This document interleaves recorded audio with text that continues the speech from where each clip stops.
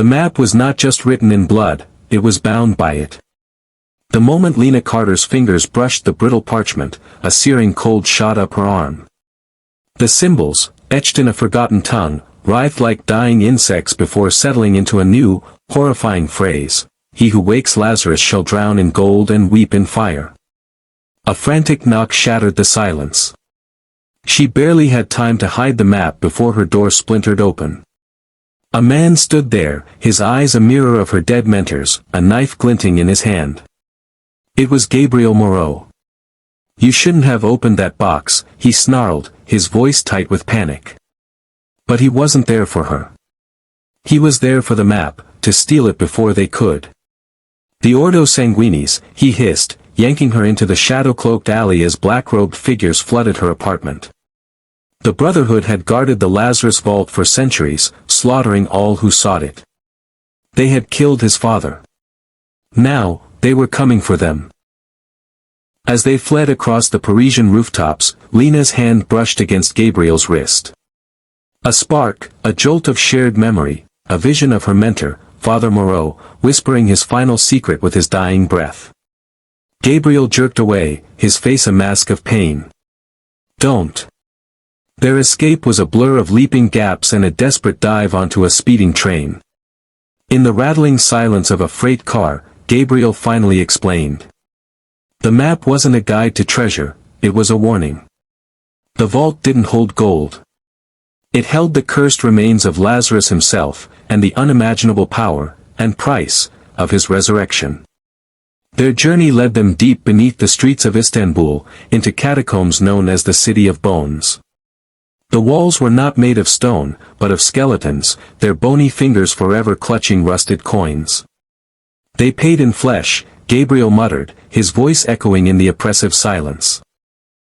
It was there, in the ghastly glow of their lantern, that Lena saw the final clue materialize on the map: the key is in the wound.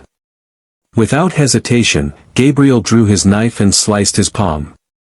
His blood dripped onto a massive door carved with weeping angels. With a groan that shook the very earth, it creaked open.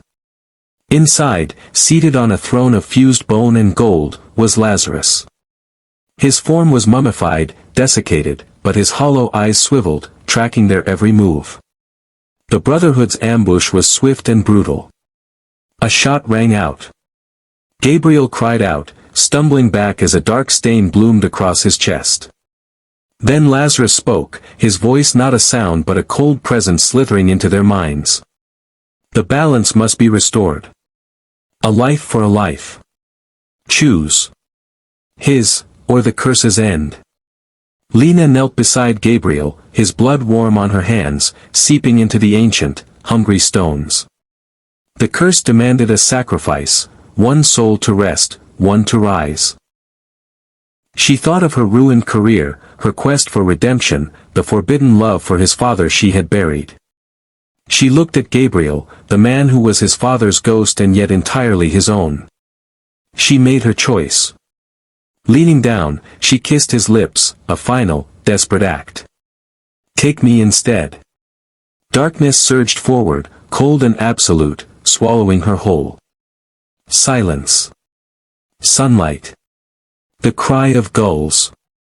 Gabriel woke on a dusty Istanbul rooftop, the vault sealed forever beneath him. His hand flew to his chest, no wound, no blood.